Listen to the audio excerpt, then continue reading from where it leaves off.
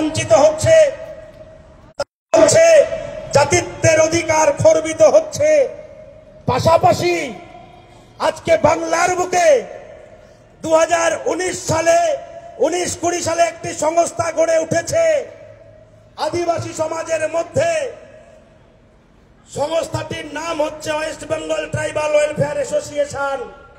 যে সংস্থাটির মূল দাবি, যারা ফেক আদিবাসী নয় অথচ তারা জাতি শংসাপত্র প্রাপ্ত হয়ে আদিবাসীদের সুযোগ সুবিধা তারা রিসিভ করছে, প্রকৃত আদিবাসীরা বঞ্চিত হচ্ছে।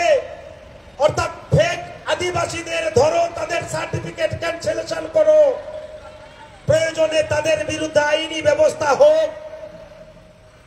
তারা পদবীর উপর ভিত্তি করে এলিগেশন করছে।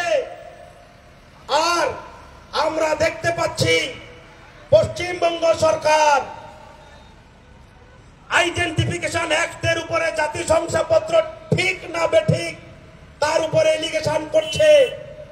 SC ST identification act 1994 under sub rule 3 and 6, এই গ্রাউন্ডে আদিবাসীদের জাতি শংসাপত্র বাতিল করার নামে, ফেক আদিবাসীদের জাতি শংসাপত্র বাতিল করার নামে প্রকৃত আদিবাসীদের জাতি শংসাপত্র বাতিল করা হচ্ছে।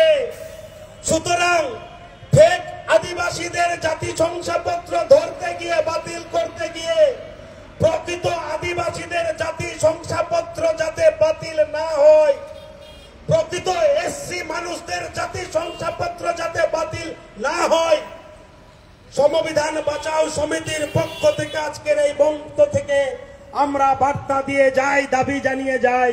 না হলে আদিবাসী মানুষেরা, তফসিলি সমাজের মানুষেরা তাদের প্রকৃত জাতিত্বের অধিকার থেকে বঞ্চিত হবে।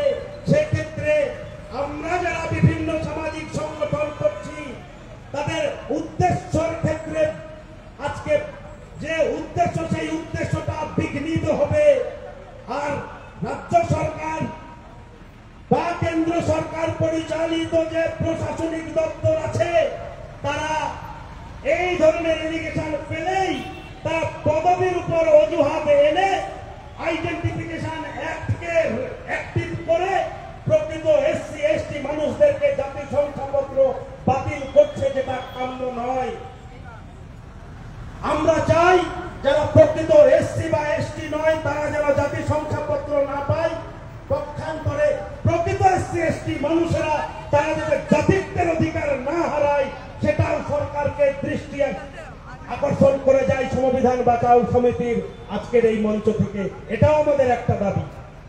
সেই সাথে সাথে বলতে চাই, আজকের যে বাবা সাহেবের যে আজকে জন্মবার্ষিকী পালিত হচ্ছে কলকাতা রানী রাসমণি রোডে, এই মঞ্চ থেকে বলতে চাই, আপনারা জানেন কলকাতার রেড রোডে বাবা সাহেবের মূর্তি আছে, যেটা আমরা সকলে জানি।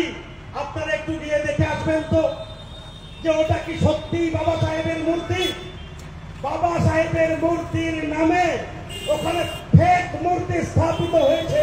আজকের এই মঞ্চ থেকে বলতে চাই, সরকারের কাছে দৃষ্টি আকর্ষণ করতে চাই, আজকে প্রকৃত বাবা সাহেবকে অপমান করা হয়েছে ওখানে ফেক মূর্তি স্থাপন করে।